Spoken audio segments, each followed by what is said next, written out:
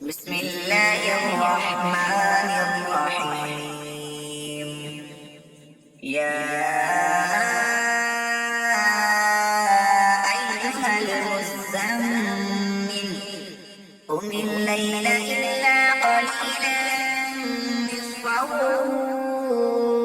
أو انقص منه قليلا أو زد عليه ورتل القرآن ترتيلا إنا سنلقي عليك قولا ثقيلا إن ناشئة الليل هي أشد وطئا وأقوم قيلا إن لك في النهار سبحا طويلا واذكر اسم ربك وتبتل إليه تبتيلا رب المشرق والمغرب لا إله إلا هو فاتخذه وكيلا واصبر على ما يقولون واهجرهم هجرا جميلا وذرني والمكذبين أولي النعمة ومهلهم قليلا إن لدينا أنكالا وجحيما وطعاما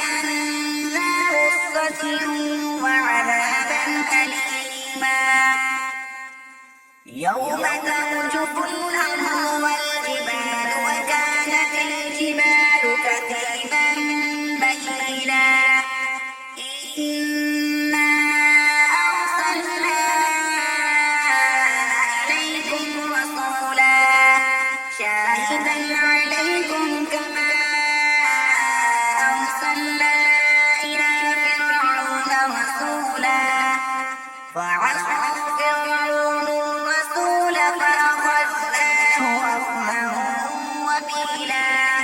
فكيف تتقون إن كفرتم يوما يجعل البلدان شيبا السماء منفطر به كان وعده مفعولا إن هذه تذكرة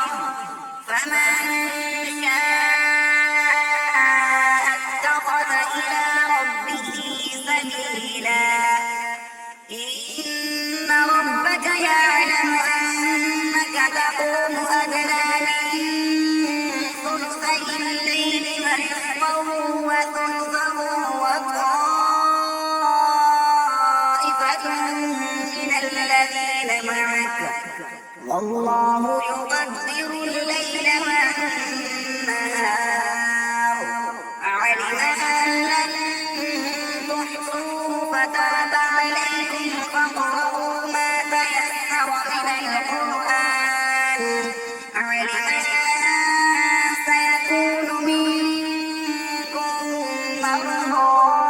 وآخرون يضربون في الأرض يبتغون من